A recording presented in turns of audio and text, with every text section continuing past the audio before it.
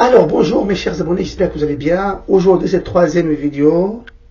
J'espère que vous allez bien. Likez, partagez et commentez. Et vous pouvez même critiquer.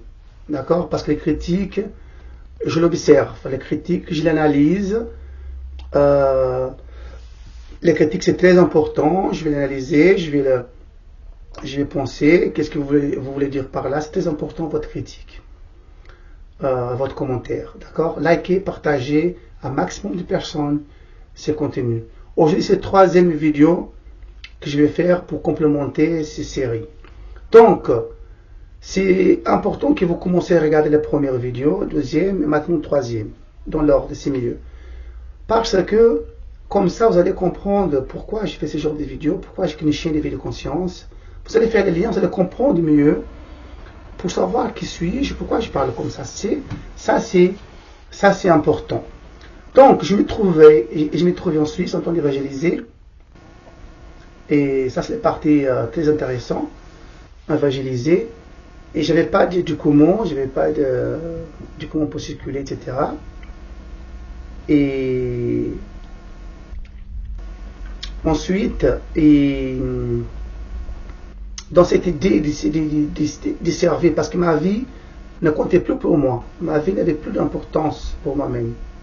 Donc l'ego n'était pas présent, l'ego n'était pas là. Donc, j'évangélisais en Suisse, ça ramenait les gens, tous les jours, dans les froids, parfois mes nez coulaient, parfois c'est tellement froid. -11, mais très froid dans les neiges. Tous les jours j'évangélisais, parfois mes mains, je ne sentais pas mes mains. C'était tellement froid qu'il faisait. J'y sortais en jeûne pour l'évangéliser, mais des sacrifices, parce que pour moi, plus je sacrifiais, plus je donnais, plus je souffert, plus je retirais l'attention de Dieu.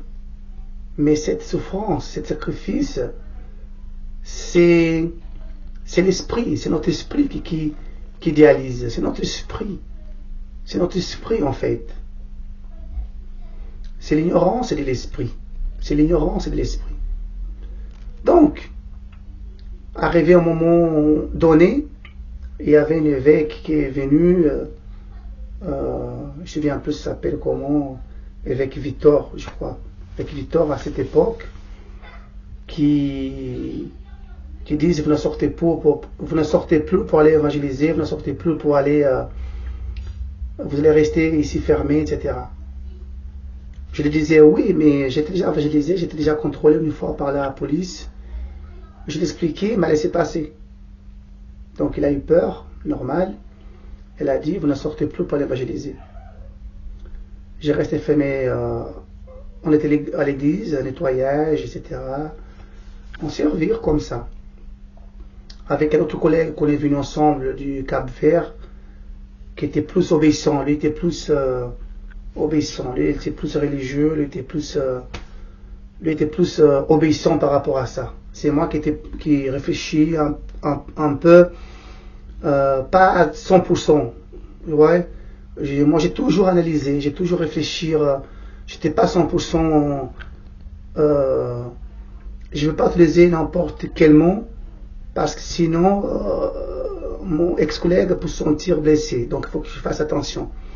Donc moi, en tout cas, j'analysais les choses de près, de plus près.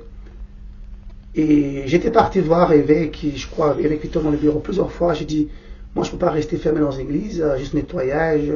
Je suis là pour servir, pour évangéliser, etc. Une ou deux fois, elle a dit, si vous continuez, on va vous renvoyer en Afrique, etc. J'ai dit, c'est pas grave, vous pouvez m'envoyer en Afrique où vous voulez. Parce que moi, j'étais pas attaché. Moi, j'étais pas attaché. Moi, j'étais jamais attaché au matériel, jamais attaché ces choses-là, le monde moderne, ces choses, on attache à la France, aux Suisse. Oui, alors, moi, je vais là-bas, je vais pas mourir. Je vais pas mourir. Tant qu'il y a de l'eau à boire, une nourriture là-bas, je m'en fous. Et alors, c'est quoi les rapports? Donc, vous pouvez m'envoyer, pas de souci. Par contre, sinon on fait le nécessaire que je puisse savoir, mais de comment.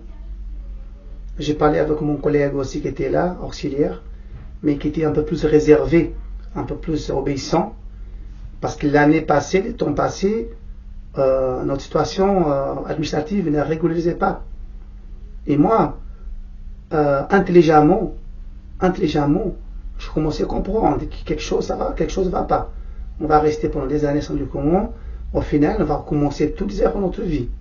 Intelligemment, j'avais compris ça. Intelligemment, j'avais gardé le contact avec ma famille aussi, avec ma mère. Parce que j'avais quand même une petite réserve d'analyse quand même. J'étais pas dupé, manipulé 100%. J'ai toujours gardé une petite réserve au fond de moi d'analyse. Et c'est pour ça que je fais ce genre de vidéo que j'ai fait aujourd'hui. D'accord? Parce qu'une grande voile a quitté mes yeux.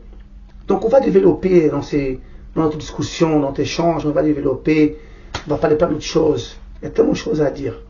Donc, j'étais parti les voir un ou deux fois dans les bureaux, au point, quand il est arrivé à l'église, moi j'étais là, je faisais l'ouverture, et il me donnait même pas les bonjours.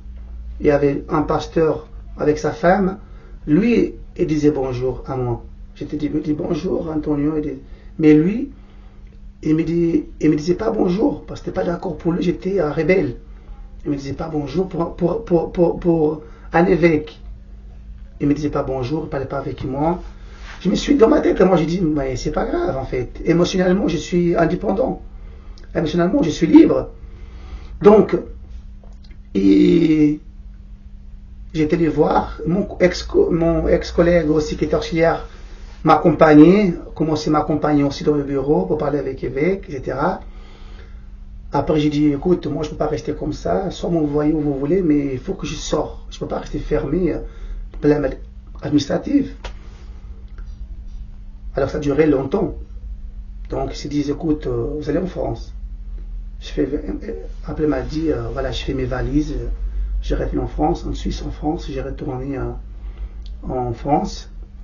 Et après, ici, j'étais à l'église, etc. Pendant que j'étais à l'église en France, toujours problème de documentation, parce que moi, j'ai fait une chose que je voulais, c'est de servir. C'est jamais profiter du système, ou profiter d'un pays, ou profiter d'une cause, quoi que c'est ça. Aujourd'hui, j'ai fait mes vidéos, il n'y a personne qui peut dire tu as profité de moi, aucune association, personne pour dire tu as profité de moi, tu as profité du système. Non, non. J'ai toujours travaillé, honnêtement, j'ai toujours lutté, j'ai toujours bataillé pour voir qu'est-ce que j'ai aujourd'hui, ou qu'est-ce que j'avais avant. Donc, c'était juste une question administrative pour être libre, pour servir. Pour servir. Donc, ici, quand je suis arrivé en France, et problème de documentation, etc. Il faut servir, on servit, etc. Rester à l'église du matin, parfois c'est moi qui faisais l'ouverture de 6 heures. J'ai resté jusqu'à minuit, donc j'ai dormi 3-4 heures par nuit, c'était pas beaucoup. C'est un vrai sacrifice. Sacrifice. Et c'est là, en fait, que j'ai connu la femme qui nous sommes mariés aujourd'hui. Nous sommes mariés aujourd'hui, que nous avons 2 enfants. C'est à cette période-là que je le connaissais. Donc, et je sortais tard, minuit, parfois il n'y avait pas de transport, et comme je le connaissais, je passais chez elle, elle était toute seule, j'ai passé chez elle, j'ai laissé mes habits dans la machine, parfois j'ai dormi là-bas, mais sans rien faire, hein. J'ai dormi là-bas, mais on faisait rien. Donc, quand l'église a pris, un de mes collègues qui était à Paris, auxiliaire, il a balancé un des pasteurs qui était là, qui Antonio, il ne rentrait pas. Donc, on m'a posé la question, tu dormais où, tu faisais quoi? Parce qu'après la réunion de l'église où tu étais là, le pasteur m'a dit que tu es parti. Je pourrais mentir que j'ai dormi à l'église, je pourrais mentir. Non, je mens pas. J'ai dit, écoute, après la réunion, quand je quitte là-bas, c'est 23h. Les temps de rentrer à Saint-Denis, entre Ivry et Saint-Denis, c'est plus d'1 heure. Parfois, il n'y a pas les trains. En plus, quand je rentre, c'est là qu'il faut que je cuisine, repasser mes affaires. Je couche 3 heures du matin, 2 heures du matin. Il faut que je réveille pour les 35 heures et quelques. J'étais comme ça, tous les jours. Tous les jours. Sauf les mercredis. Je crois que le mercredi, j'avais un demi-journée de repos. Je crois que c'est le mercredi, un demi-journée de repos. Donc, j'ai dit, en fait, je ne rentrais pas à Saint-Denis, c'était là qu'on dormait, parce que j'arrêtais sur le chemin, sur une ouvrière, là, elle était seule, c'est là que je dormais là-bas, dans ce salon, juste pour attraper, en fait, quelques heures du sommeil, juste pour faire mes machines, etc. C'était juste pour ça. Mais devant les yeux de l'homme, devant les yeux des pasteurs, tout ça, ça c'est un péché. Ça c'est grave que tu fais. Alors que je pourrais mentir. Je pourrais mentir. Je me souviens du pasteur Dominique qui à Paris m'a interrogé comme un criminel dans un bureau avec un autre auxiliaire qui était à côté. M'a interrogé comme un criminel. Tu faisais quoi? Qu'est-ce que tu faisais? Machin. J'ai répondu toutes les questions, toute la vérité. Je les disais. Je ne sais pas si vous voyez par Dominique cette vidéo. Souvenez-vous, c'était à Paris, à premier étage, dans une salle là, vous m'avez posé la question, j'ai répondu j'ai dit toute la vérité. Mais la vérité était avec vous. Je vous disais, pourtant je pourrais mentir. Je pourrais mentir. Mais non, je ne mens pas. Par contre, si vous voulez me crucifier, vous voulez me faire qu'est-ce que vous voulez faire, faites-le, il n'y a pas de souci. Donc, elle m'a dit non, qu'est-ce que vous faites là, c'est pas bon, vous devez quitter le corps. J'ai dit bon, il n'y a pas de souci. Il n'y a pas de souci. Et il n'y a pas de souci. Ensuite, ils ont décidé, c'était un pasteur, j'ai oublié son nom là aujourd'hui, c'était un portugais, j'ai oublié son nom là, un petit là. J'ai oublié son nom. Peut-être je vais rappeler son nom après. Elle a pris mon valise, mes affaires, tout, il a caché.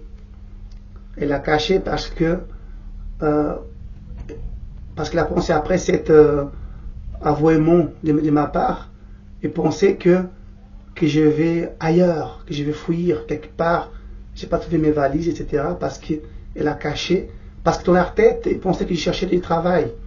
Et leur but, c'est de me renvoyer, je sais pas où, pour pouvoir cacher cette image. Parce que devant le peuple, c'est pas bon. Parce que le peuple, il est manipulable. Le peuple, il est manipulable. Donc, devant le peuple, c'est pas bon. Les peuples, parfois, certains te tournent le dos, ils ne te parlent plus, les gens ne te parlent plus, parce que pour toi, tu es un pécheur, pour toi, enfin, une ignorance, une stupidité vraiment flagrant. Hein? Vraiment grotesque. Bref. Je suis retourné, je n'ai pas trouvé mes affaires. Je dit mais qu'est-ce qui se passe? Elle m'a dit, c'est moi qui l'ai pris votre affaire. Je crois que ça s'appelle Pasteur Alfredo, je crois. Je crois que c'est lui. Et c'est lui qui avait pris mes affaires. Je ne sais pas si vous regardez cette vidéo. Donc, laissez votre commentaire pour dire que c'est vrai. Donc, il a gardé toutes mes affaires parce qu'il pensait que je vais partir, etc. Alors que le propre pasteur qui a décidé alors que le pasteur qui a décidé que je ne vais plus partir du corps, apparemment lui, il trompait sa femme avec un autre. Il trompait sa femme avec un autre qui aujourd'hui n'est plus pasteur responsable. Je ne vais pas dire son nom par le respect, je ne vais pas aller sur alors que lui-même il trompait sa femme, alors que moi j'ai rien fait. Donc lui-même il trompait sa femme apparemment. C'est un de mes collègues qui m'avait dit oui, il trompait sa femme, la preuve, elle n'est plus là. Elle n'est plus là, elle était débranchée, si je peux dire comme ça, du corps du pasteur, etc. Donc c'était comme ça. Et voilà, j'étais désorienté, etc.